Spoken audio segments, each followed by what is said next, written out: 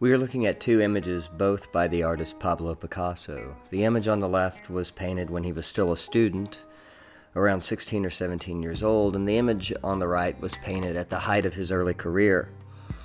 Both of these images are what we would call representational images, in that they are pictures of something. They represent an object or a place or a person, or something we can actually experience with our eyes. So the image on the left is a picture of a little girl in a church. The picture on the right is of a woman holding a fan. Now, the image on the left obviously is much more naturalistic or realistic, in that it depicts the figures in they're realistically proportioned. They're in a three-dimensional space. The colors are the kinds of colors we would expect in this environment.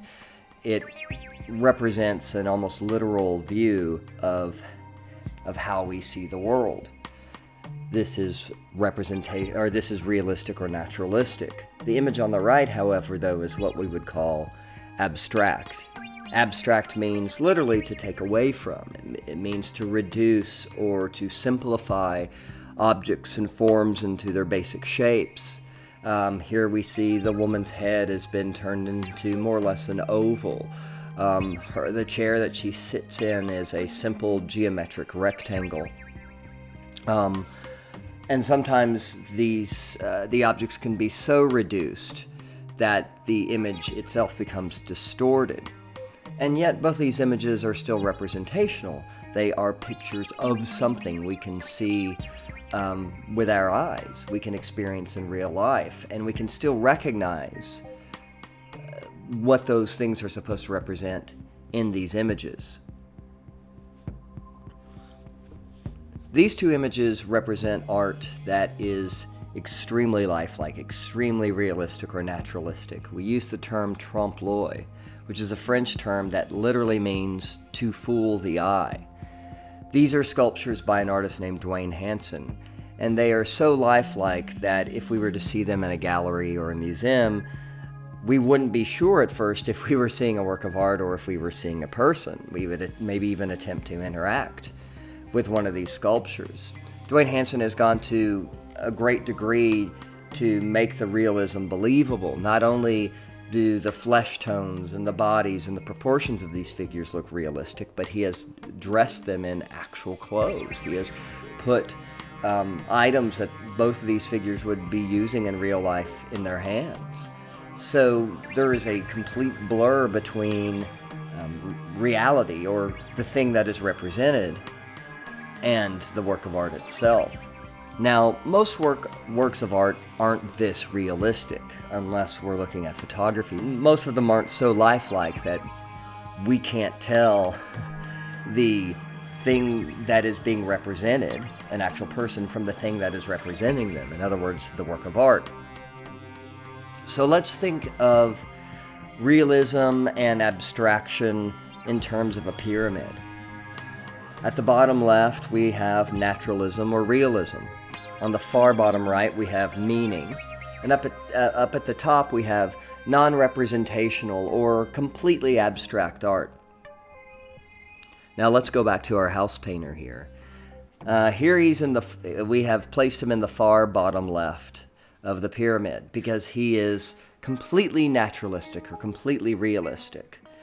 Now, as we know, most art is not so realistic that you could mistake it for an actual person, for instance. So let me show you a series of cartoons down here at the bottom and introduce you to an idea of what we call iconic abstraction. Iconic abstraction is the idea that as you abstract an image, as you reduce it, as you remove it from reality, even though as you abstract it, and in this case I'm turning it into a more cartoonish form, it does not lose its meaning. So iconic abstraction retains its meaning even as it becomes more abstract. So as our figure becomes more cartoonish, his features more simplified until eventually he's just a smiley face or a frowny face, the meaning hasn't changed. The image on the far left represents a house painter. The image on the far right represents a house painter. and yet one is much more realistic than the other, but the meaning has been retained, so that's iconic abstraction. If we push it even further, we get into the realm of words. For example, the word house painter is really just, all words, all letters are just lines and shapes, circles and forms. But they do not physically resemble the thing they represent at all. So the meaning is retained in the word, but it is completely abstract. Now, if we move upwards on the pyramid, we encounter something called pure abstraction. So let's abstract our painter in a different way. So let's abstract him in a manner that he starts to lose his resemblance to a real world or a person, in this case the house painter. So pure abstraction, it's a form of abstraction where the meaning is lost. And eventually you can abstract to the point where the work becomes non-representational. You completely lose any of the original meaning. So the square and circle and triangle at the top have nothing to do with the house painter at the bottom. And yet, these shapes are achieved by abstracting the original image until the point that it's reduced to its basic shapes. Now, most images actually fall somewhere in the middle of this pyramid. We're not dealing with pure abstraction or only iconic abstraction, but instead we get images that are kind of somewhere in between, like the image of the house painter I've put here in the middle. But let's ignore my somewhat iffy drawings for a second and take a look at some real-world examples with art from around the world. So in the bottom left, of course, we have our house painter. Now, right next to him, I have placed the Mona Lisa. Okay, an image we're all familiar with. We know that the Mona Lisa is a picture of a woman. She obviously looks close enough to a real person, to a woman sitting, that we would never mistake her for anything else. And her flesh tones are normal, her proportions are normal, the background looks more or less like a real landscape, and yet it's abstracted enough. The forms are simplified enough or removed enough from reality that we would never mistake the Mona Lisa for a real person. As we keep moving to the right, you'll see the forms become more abstract. Here we have the Nigerian sculpture of the head of a king, much more simplified than a Mona Lisa, but still realistic enough that we are in no doubt that this is a person, or even in certain conditions, we might mistake this for the head of a real person until we see it more clearly. But if you move to the far, far right, we have an image that is barely a face. And yet, we still see a face. Even though the features have been reduced to 2 dots and a line and some hair at the top, we still see a face. So even though these show a wide degree between realism and abstraction, they are iconically abstract because they all mean the same thing. They are all a picture of a face. Now, if you look up here at the top, though, we have an example of pure abstraction, or what we call non-representational art, meaning that this image is not meant to represent a real-world object or anything that we could actually view in the real world with our eyes. So let's look more closely at it. This is a painting by a Russian artist named Vasily Kandinsky. This is a completely abstract work of art. It is a bunch of mostly geometric shapes, trapezoids and circles and triangles. And so the question is, what does it mean? Can abstract art have meaning? If it's not meant to represent something, can it have meaning? And the answer is sometimes. Sometimes abstract art is only meant to be lines and shapes and circles and colors, but other times It is meant to represent an idea, or it is meant to symbolize an idea. But we don't call this representational art because it's not meant to look like something. Let me explain. Kandinsky was this guy who had some rather crazy notions about spirituality. He believed that colors could represent spiritual states, and he designed this whole system of painting where different colors represented certain spiritual ideas. Blue had significance, and orange had significance, and even shapes had significance.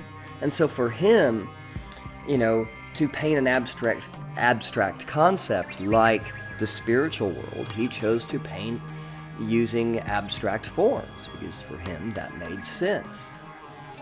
So while this does not have the meaning in a sense that these forms are meant to represent a real world object, you certainly can't say that Kandinsky's paintings don't have meaning whatsoever.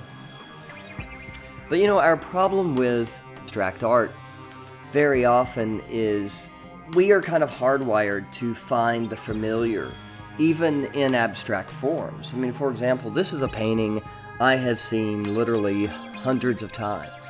And when I look at it, though, part of my brain understands these are abstract forms, and this is Kandinsky's view of spirituality.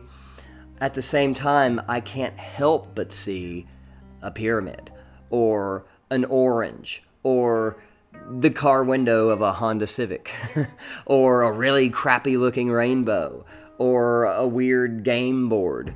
All of these things become apparent to me in the same way that we experience when we're, it's a nice summer day, for example, and you are lying on your back looking up at the sky and you see clouds. And what do you do when you look at those clouds? Well, immediately you put them into recognizable forms. Even though, say, the cloud may not look much like a cow, it looks enough like a cow to you that you say it does. And we sit there and we play this game where we point out the shapes and come up with the objects in the real world that they most closely resemble. And this is because our brains are hardwired for this. Our brains look for things that are recognizable, and they look for things that are safe. And so we find those things oftentimes when they're not there, because our brain wants to find them. The other thing to understand about representational art and abstract art is to understand that we actually are completely fine with dealing with abstract forms and abstract shapes. We do it all the time, and we never question it. Although, oftentimes when I have students look at abstract art for the first time, they can find it daunting and confusing. But think about this. How many times have you bought an article of clothing, or a piece of furniture, or a shower curtain, or whatever it is? Something, you bought an object simply because you liked the design of it. You liked that shirt because it had stripes, or it had a checkerboard pattern, or you like star shapes, or whatever it happens to be. And those are all abstract forms, and you have no problem whatsoever accepting those forms in a shower curtain or a shirt, or for whatever reason. But if I were to take that shirt and stretch it on a frame and hang it up in a museum, all of a sudden we would be asking ourselves, what does this mean? And the answer is, it doesn't mean anything. It's a bunch of stripes. But we have trouble sometimes with abstract art because we are taught in many ways that images have to be representational. They have to be pictures of something. But if you think about it, we often listen to music in the same way that I think artists who paint abstract images or create abstract sculpture want us to look at those works. When you listen to electronic music, when you listen to EDM, you're not sitting there thinking, what does this mean? You're enjoying the music because you like the rhythm, because you like the sounds that are coming out of the speakers. For whatever reason, you're enjoying that music, and it has nothing to do with a story or a narrative that music is telling. You like it simply because of the way it makes you feel. And I mean, there's a lot of music like this. Even music with words, we often ignore the words because we're too busy listening to the sound of the music. That kind of music is inherently abstract, and it in no way freaks us out. Our brains have no problem listening to music. And yet, when we look at an image, like, say, the image by Rebecca Purdom on the right, our brain starts to try to latch on to things that are recognizable, even though Rebecca Purdom did not intend for this to look like anything. It is simply meant to be abstract forms and abstract shapes, in much the same way that music is abstract.